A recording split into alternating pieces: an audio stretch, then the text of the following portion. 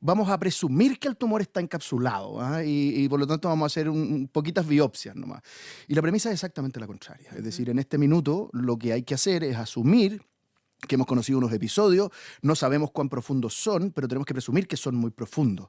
Y que por lo tanto exigen desde ya unas ciertas medidas que no pueden ser cosméticas, que no pueden ser sintomáticas, que no pueden ser...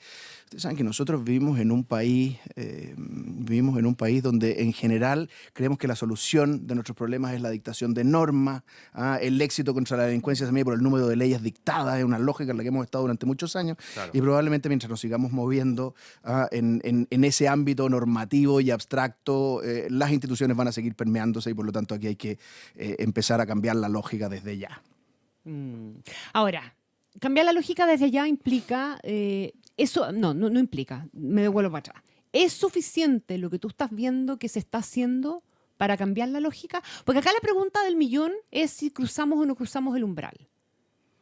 ¿Verdad? Esa es la pregunta que todos nos estamos haciendo. O sea, todos estos casos que hemos conocido, que yo también creo, no hay que tomárselos como casos aislados, sino que hay que entender que son el síntoma de algo que puede ser muy profundo y es mejor asumir que es grave para partir. Pero la pregunta del millón que estamos indagando es si cruzamos o no cruzamos el umbral. ¿Qué pasa si lo cruzamos? Es que contemos con que ya lo cruzamos. De nuevo. Ya, de nuevo. Es que vuelvo a lo mismo. Es decir, no tenemos espacio para condescendencia aquí y por lo tanto pensar de nuevo estaríamos discutiendo qué tan mal estamos. Ya, entonces ¿te parece que se está asumiendo de esa manera la forma en que estamos haciendo Yo tengo las la cosas? sensación ¿O que estamos haciendo biopsia? Yo creo que estamos haciendo un poquito más de lo mismo. Es decir, al final, si tú dices, mira, cuando se supera un umbral, que lo vamos a dar por superado, es decir, vamos a asumir que la corrupción ha llegado a nuestras instituciones, insisto, ni siquiera lo estoy afirmando como un hecho cierto, sino como una, por así decirlo, premisa metodológica. Nos vamos a enfrentar a este fenómeno sobre la base de esa premisa porque no podemos arriesgarnos a que sea distinto. Fíjate, en el minuto que das ese salto cualitativo, ya no es un poquito de más o menos, sino que das un salto cualitativo, tus medidas no pueden seguir con la misma lógica cuantitativa anterior. Y por lo tanto no puedes responder con más leyes. Y nosotros decíamos, antes respondíamos a este fenómeno con leyes de seguridad, de, en fin, incremento de penas, en fin, y por lo tanto nos manteníamos en la esfera cuantitativa, íbamos subiendo la respuesta. Aquí no tienes que subir la respuesta, aquí tienes que cambiar la respuesta. Entonces, cuando a mí me preguntan, si tú me preguntas, ya, y entonces, ¿cuál es el cambio cualitativo? No sé, yo no lo sé. Lo que sí sé es que probablemente cuando los estados se encuentran en tesituras como esta, suelen pedir ayuda, y no se tiran las orejas entre ellos a ver si crecen. ¿Te fijas? Y fíjate que hemos tenido, no quiero hacer así como historia, pero lo venía pensando, nosotros en nuestra historia institucional hemos recibido misiones, ¿se acuerdan o no? ¿Se acuerdan la misión Kemmerer, por ejemplo, o la misión Klein Sachs, que en algún minuto de nuestra historia nosotros decimos, ¿sabe qué? Necesitamos que nos echen una mano institucionalmente, nos vamos a gastar plata, vamos a meternos mano al bolsillo, vamos a contratar a unos señores que se dedican a esta cuestión, ¿te fijáis? Que no van a estar esclavizados por la discusión política estúpida en este país respecto de tal medida o cual medida, de si es afectado, afecta que haya elecciones en el año o no. Exactamente, es decir, vamos a tratar este tema con una lógica absolutamente distinta a la que el sistema político va a tener que plegarse, pero aquí tenemos problemas técnicos. Aquí tenemos problemas técnicos de los que hacerse cargo. Pero sin embargo, el problema es que, insisto, seguimos funcionando con una lógica cuanti, como más leyes, más protocolos. Fíjate que teníamos, venía escuchando recién la entrevista a la subsecretaria respecto del evento... del sicario. Del sicario. Y efectivamente hay dos escenarios posibles. Hay un escenario de corrupción que se está investigando, hay un escenario de error. Uno un desastre más grande que el otro, digamos. Pero... Claro, es decir, lo que estamos discutiendo son las razones por las cuales pasan unas cosas que son inaceptables y desde la perspectiva de la gravedad, evidentemente que hay una hipótesis que es más grave que la otra. Los sistemas están precisamente para evitar esos eventuales errores humanos, pero la verdad es que de nuevo tendríamos que preguntarnos, ¿estamos gestionando estas cuestiones del modo mínimamente razonable? O sea, cuando nosotros decimos, ¿y cómo se transmiten estas informaciones? No, fíjese que esta es una orden que se redacta en un computador y se manda por mail y se deja sin efecto y se manda una tercera orden y creemos que hemos como digitalizado la comunicación entre el Poder Judicial y Gendarmería porque nos mandamos por mail las cosas. ¿Te fijas? Cuando en realidad en lo que deberíamos estar pensando tiene que ver con un sistema integrado, de verdad, en línea, Juan seguro. Ignacio, déjame ir un segundo, no sé si es para atrás, para adelante, no tengo idea mucho para qué es, pero probablemente miraba un poquito más de... ¿Qué es lo que le pasa a un Estado cuando entra en ese modo de captura? Y aquí tú me puedes hablar de México, me puedes hablar de una etapa de Colombia, podemos hablar de muchos casos, pero teóricamente, ¿qué es lo que le pasa a un Estado cuando entra en ese estado de captura? ¿Cuánto se paraliza? ¿Qué es lo que pasa ahí? Es un fenómeno bien complicado porque tiene diversos episodios. Tiene primero un episodio brutal de desconfianza desde la ciudadanía. Y es decir, ese es un costo feroz cuando de alguna manera tú sientes que la lógica estatal está permeada por una lógica de corrupción. En ese minuto se produce un distanciamiento entre el ciudadano y las instituciones estatales que de alguna manera tiene como la lógica del sálvese quien pueda. Y esa cuestión es mortífera inmediatamente, más allá de las cuestiones concretas e institucionales. Uno se acuerda de esos países en que a uno le decían, oiga, si tiene algún problema en la calle, al último que llames al policía. Que era una instrucción que te daban cuando uno viajaba. Claro que sí. Ese quiebre es una cuestión absolutamente brutal porque después la extensión al resto de la institucionalidad es absolutamente inmediata. Eso es desde la perspectiva interna. Y segundo, el tercer episodio se transforma en un episodio de miedo, que tiene que ver que no solo es desconfianza, sino que viene después la etapa en que empiezas a temerle al Estado. Porque de alguna manera sientes que la lógica cooptada tiene que ver con una organización de corte criminal. A ver, no estoy diciendo que estemos en esa etapa, pero si tú preguntas... Es una pregunta teórica. Exactamente. Esos son los dos polos, son los dos polos que se generan en algún momento y que producen anomia, que producen que producen la idea en el ciudadano que estamos en la completa soledad y el desamparo. Nos tenemos que salvar a nosotros mismos porque no hay nadie que pueda ayudarnos. Porque uno del curso del tiempo va viendo, no sé, casos de distintos estados, gobiernos, países, que han intentado, que han prometido, no sé, México. Todos los últimos presidentes han prometido el oro y el moro y ninguno ha logrado hacer el gran cambio.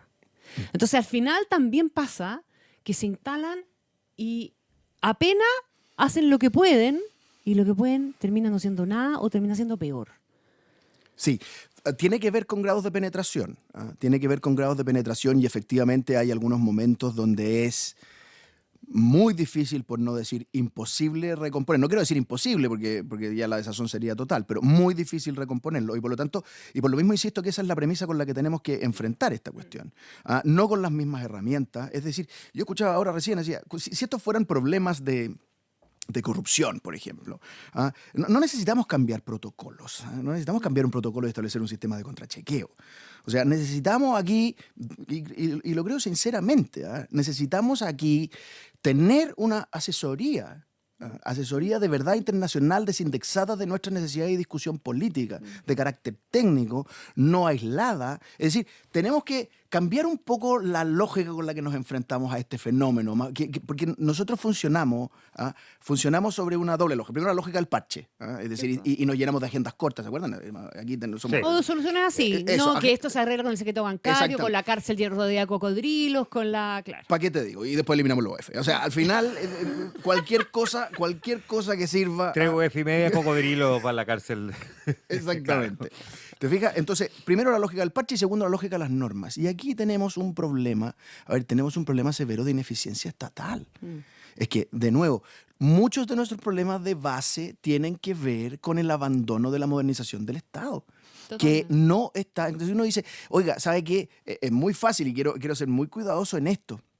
Los recursos con que Gendarmería hace su trabajo son los recursos que una sociedad ha decidido destinar al cuidado de sus presos. Y esta sociedad ha decidido, y no creo que sea una decisión sana, creo que es una decisión histórica, pero no creo que sea una buena decisión y creo que nos está pasando muchas cuentas, ha decidido de verdad ofrecer un trato particularmente poco benigno a esa área de la actividad estatal. Y nunca había contado con que, por ejemplo, y no estoy presumiendo que hay corrupción, lo que estoy diciendo es que está pintado para que haya infinita, porque cuando tienes ese sector absolutamente abandonado, créeme que se abren todas las puertas para la infiltración. ¿Te fijas? Entonces, de nuevo, no parece que estuviera aquí promoviendo misiones. El gran problema que tiene este país es que necesitaríamos un montón de misiones. Necesitaríamos una para efectos de seguridad, otra para efectos de modernización del Estado. En fin, no quiero decir eso. Pero lo que quiero decir es, mientras sigamos parchando esta lógica con leyes y con discusiones políticas vacías, bueno, no quiero la misma llorera de siempre, un poco frustrante, pero no es mucho lo que se va a avanzar. Ya, y entonces, ¿cómo hace uno ese cambio de eje? Porque depende de quienes hoy día están sosteniendo la discusión y quienes hoy día están sosteniendo la discusión en un año electoral.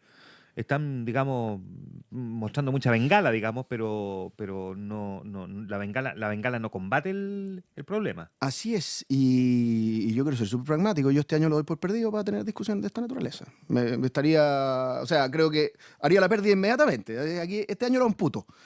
Si tú me dices, algo bueno va a salir este año en el marco de una discusión electoral, no. Van a salir anuncios, van a salir statements, van a salir declaraciones, van a salir llamados grandilocuentes, van a salir tonos ásperos que van a competir por quién es el más duro. No va a pasar nada útil. O sea, lo que uno debería esperar es que a partir del 1 de marzo del próximo gobierno, de cuño quien sea, sí encontráramos un cierto compromiso, no solo estatal, sino un compromiso del sistema político, a hacer esto seriamente. El gobierno, la verdad es que el gobierno se acabó. Desde la perspectiva práctica, se acabó después de las primarias. Y por lo tanto, tenemos un periodo en que vamos a estar cooptados por una discusión absolutamente marcada por lo electoral. Si tú me dices, este año no está. Es a partir del próximo donde deberían pasar todas estas cosas, ¿te fijas? Con esta próxima lógica. Ya, yo sé que esto es muy complejo, digamos, pero tampoco es como que uno en el horizonte avisore que la clase política que asuma, da lo mismo el color político, no estoy pensando solo en el gobierno, sino que en el Parlamento, tampoco pareciera ser, digamos, garantía de que ya, ok, como este está un año perdido, pero el próximo se van a poner todos serios, vamos a tener parlamentarios serios. Por eso, fíjate que por eso lo sacaría. Lo sacaría en principio. Es decir, evidentemente vamos a tener una discusión marcada por la contingencia y es absolutamente inevitable que siempre que haya un caso, el sistema político se haga eco de él y saque cosas y trate de promover leyes inmediatamente. Claro. Eso es absolutamente inevitable. Como eso es inevitable, por decir, lo dejaría como un costo hundido. La pregunta es, ¿quién a partir de marzo del próximo año va a venir a echarnos una mano seriamente respecto de nuestros cambios institucionales imprescindibles para hacer frente al narcotráfico conforme a la experiencia internacional?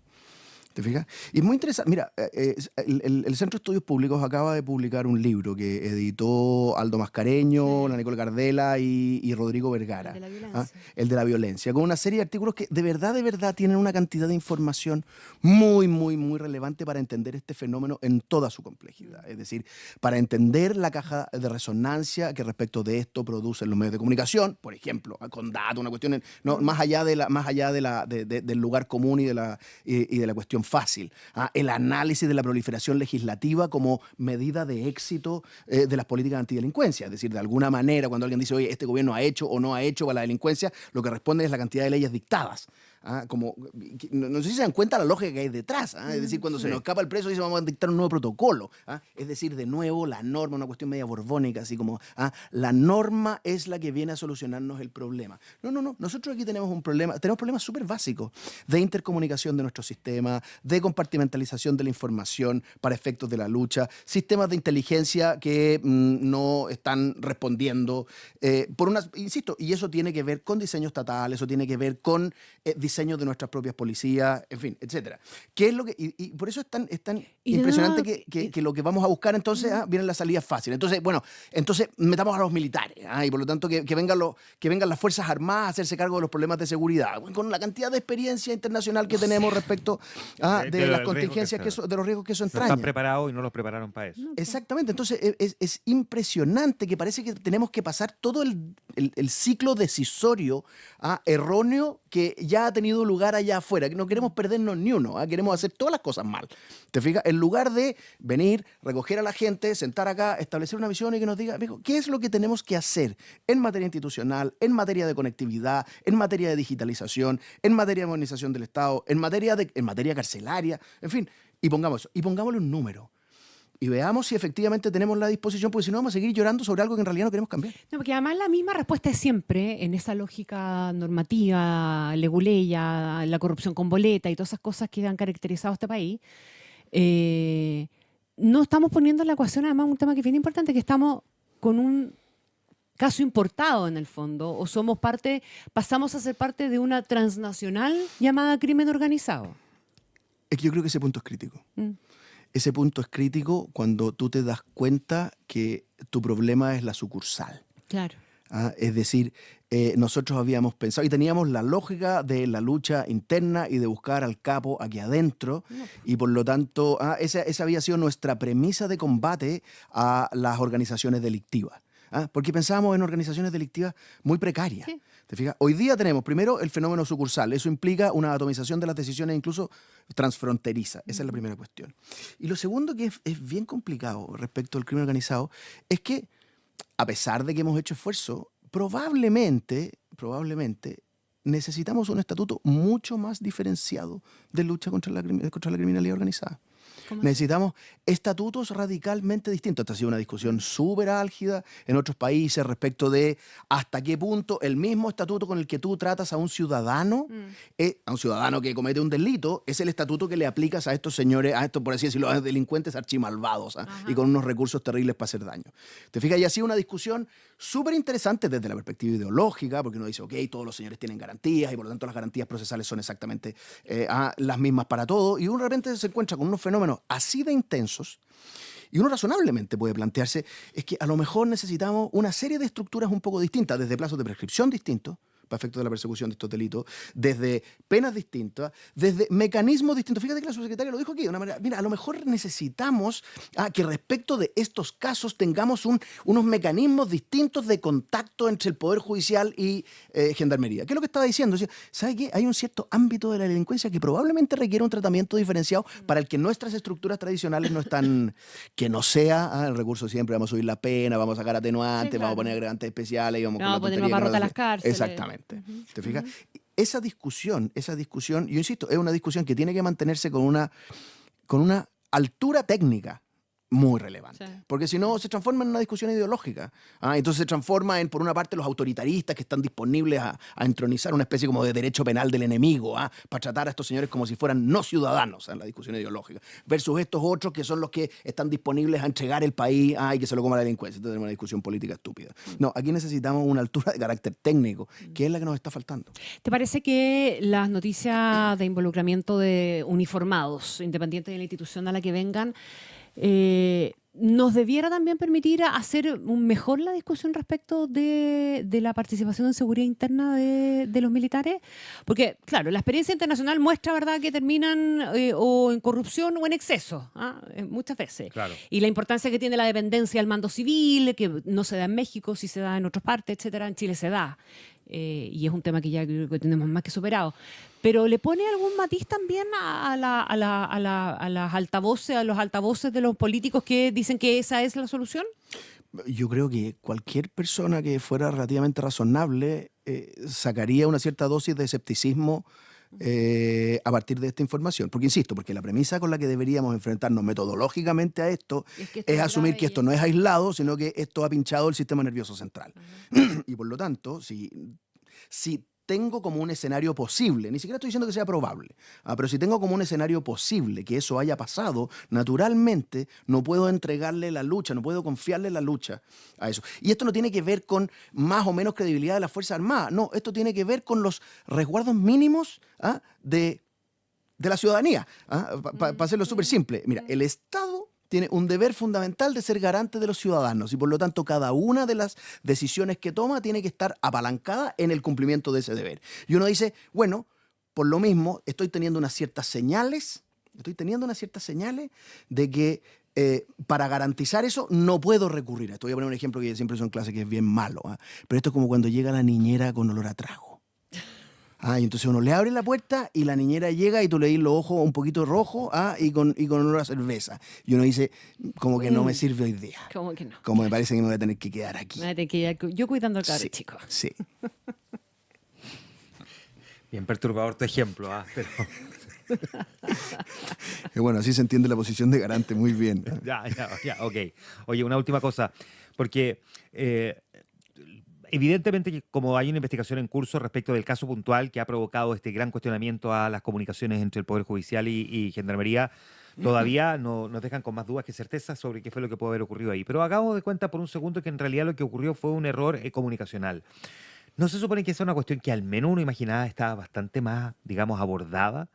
Digo, si un juez va a cambiar una orden porque había un error de tipeo, que ¿no te genera a ti una duda de que haya habido una orden intermedia que lo dejara en libertad? O sea, por supuesto que no es descartable, por supuesto que no es descartable y en eso no hay que anticipar ningún juicio respecto de la investigación. Yo creo que tenemos dos problemas. Desde la perspectiva de los actores del sistema, un cierto anestesiamiento, ¿Mm? y desde la perspectiva de los observadores externos, una cierta ingenuidad. Es decir, cuando tú dices, nosotros nos habríamos imaginado que el sistema era como un poquito más, ahí hay una cierta ingenuidad. Porque no lo es. O sea, porque es rústico, porque es precario, porque tiene unos mecanismos de comunicación súper deficientes, porque aquí el Estado no está lo suficientemente en línea y resguardado como debería estar, no solamente entre Gendarmería y el Poder Judicial, sino además con el registro civil, con aduanas, o sea, Claro. y con la policía de investigaciones. Es decir, hay unos compartimentos estancos de información que debería estar absolutamente en línea. Y eso es algo que a esta altura también es un lugar común, ya lo sabemos todo, pero uno siempre se imaginaría que las cosas no son tanto, y son mucho. O que son un poquito menos. O que son un poquito menos. Y de alguna manera yo creo que también nos pasa a los actores históricos del sistema que lo tenemos un poco internalizado. Es decir, cuando no sé, a mí me pasa, esto es una anécdota un poco idiota, pero a veces a uno le pasaba, sobre todo en los juzgados antiguos del crimen, que uno llegaba al juzgado y había perros durmiendo adentro. ¿Te fijas? Y como que, y esto es absolutamente cierto, y entonces de repente uno venía con algún cliente que era de fuera de Chile, y el cliente lo miraba y le decía, oiga, ¿y estos son evidencias? Pensaba, ¿te fijas? Y uno, la verdad es que en ese minuto se daba cuenta de que tenía naturalizada y normalizada algunas cosas que eran un poco inaceptables. Bueno, yo creo que aquí también hay un poquito de eso. Y tenemos un sistema que en rasgos generales funciona, porque no sería justo decir que no, es decir, en términos generales funciona, pero que tiene toda esta serie de episodios que te abren estas rendijas por donde cuando vienen los malos, las que se utilizan como Sí, puertas. la pregunta que muchos se deben hacer, si han seguido un poco el caso, es que la lógica a uno le indicaría que si un juez se equivocó en el tipeo de un documento para decretar prisión preventiva y va a hacer ese cambio, llama por teléfono por último al alcaide para decirle ojo con esto, porque además estamos hablando de un tipo que está acusado de sicariato, no está, digamos, imputado por conducción bajo los efectos del alcohol, ¿no? No era la niñera, la nana, después me voy a contar esa historia porque no, De algún lado no, viene. de algún lado viene, ya. Pero se entiende, ¿no? Que uno imagina el juez diciendo, advirtiendo de alguna manera, Claro. o digo, la forma usual es que simplemente se haga así a través de un sistema digital y nada más que digital.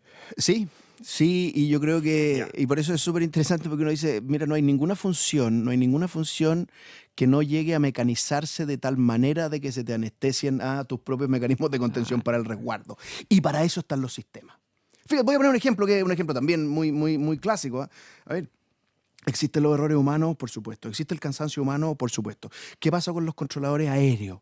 ¿Sabe qué? El sistema tiene que estar pensado de tal manera que no haya ni un espacio al error humano.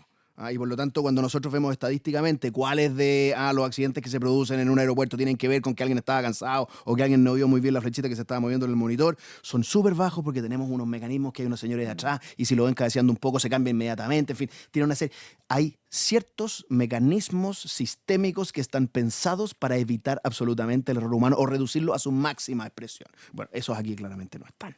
Y eso es algo que tiene que ver, de nuevo, no solamente con personas, sino que tiene que ver con disposición, con voluntad política, O sea, con y no- recursos. esto no es solamente criterio del personaje, sino que las cosas tienen que estar resguardadas para saltarse eventualmente el mal criterio. Exactamente. O el no criterio o el descriterio. O el descuido, o en fin, el error, el cansancio, en fin, si uno, a ver, los seres humanos no se nos olvide.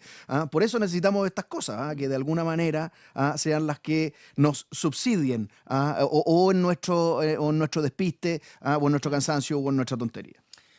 Interesante, muy valiosa esta conversación, como 1000 UF, así, si lo tuviera que valorizar en algo. Gracias. Gracias por venir a Muchas conversar gracias. esta mañana. Por valorarla tanto, además. Juan Ignacio Piña, ex subsecretario de Justicia, expresidente del Consejo de Defensa del Estado, entre otras cosas, abogado, conversando con nosotros esta mañana aquí en Infinita. Gracias, Juan Ignacio.